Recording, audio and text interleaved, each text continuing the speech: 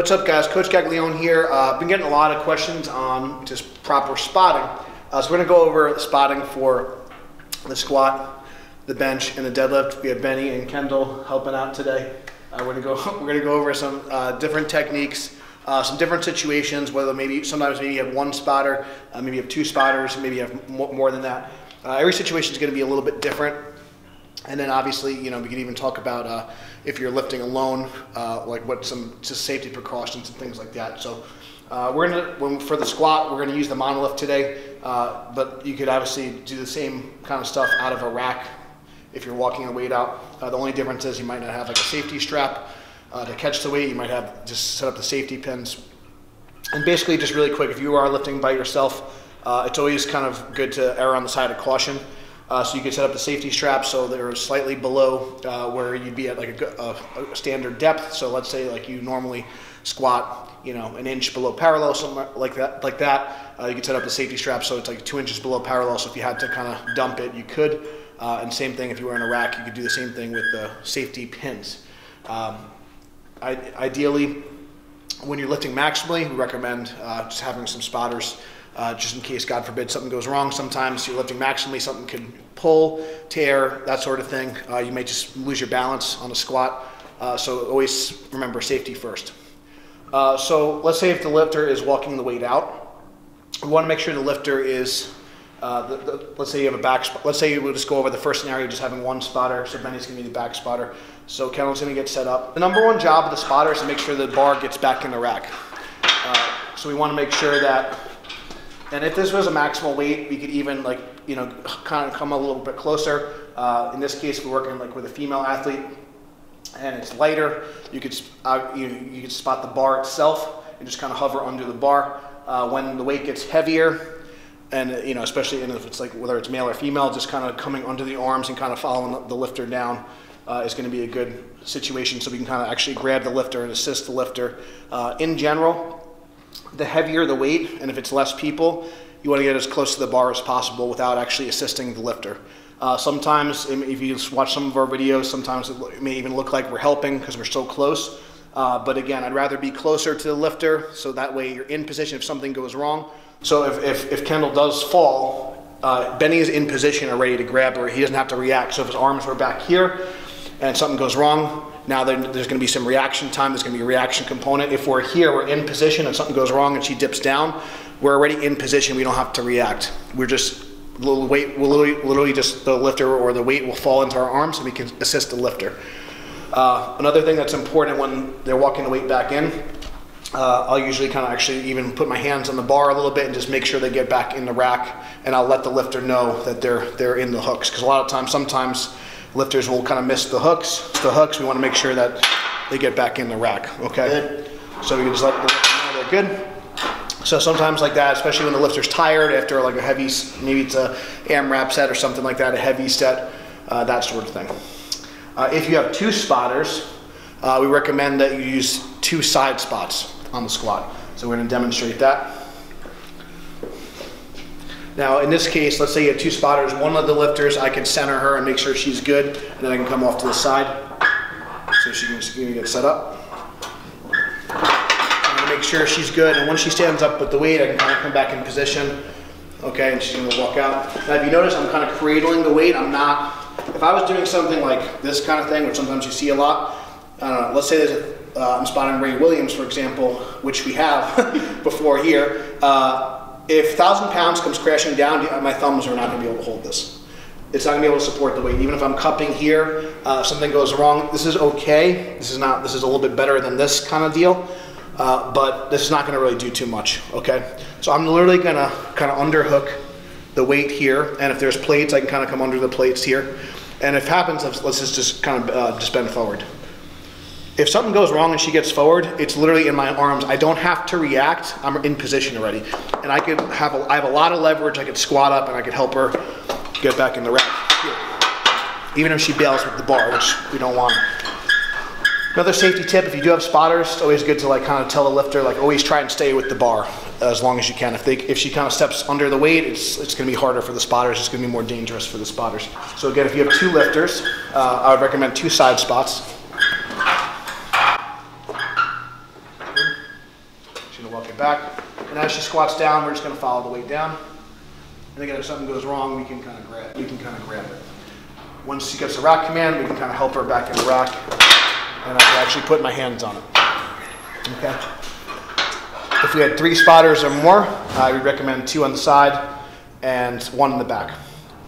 The side spotters are going to be doing the majority of the lifting. It's very important that we're coordinated. And let's say if there's a head judge or there's a head spotter and they say take it, we want to make sure we're coordinated. I don't want to lift one side before my spotter does. So it's really important if you are spotting that those people are like kind of hopefully work together on a frequent basis. It's really important that we have good communication. If we see that bar dip, if the bar starts to dip after the ascent, we want to grab it right away. If there's a sticking point, let the lifter grind through the sticking point. It's okay if it pauses, but as soon as that bar dips down, it usually means the lifter is in trouble. We're going to grab it. We're going to assess. We're not going to like barely kind of like tap it. We're going to grab it. We're going to take the weight off the lifter and make sure. So again, a competition, if the weight did go downward and start to come upward, it's a no lift anyway. We'd rather save the lifter's energy and make sure they're nice and safe. A couple other things that's important. We're going to go back to the first. No, this was kind of in a rack scenario.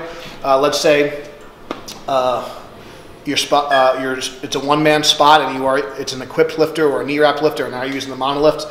I'm going to go over some safety precautions for that. So let's say like the lifter wanted to use the monolift. So maybe we can stay on the side for now. So this is like a one. What I could do is I'm going to make sure she's set. I'm going to take maybe a little bit more time pulling the cradle, and then I can kind of come around and spot her. And then she can do her set. Once she's done, I can simply pull the hooks in and make sure she's safe here. Okay, and you can put it back in. So that's just a really good trick if you are working with just one training partner and you want to use the monolift.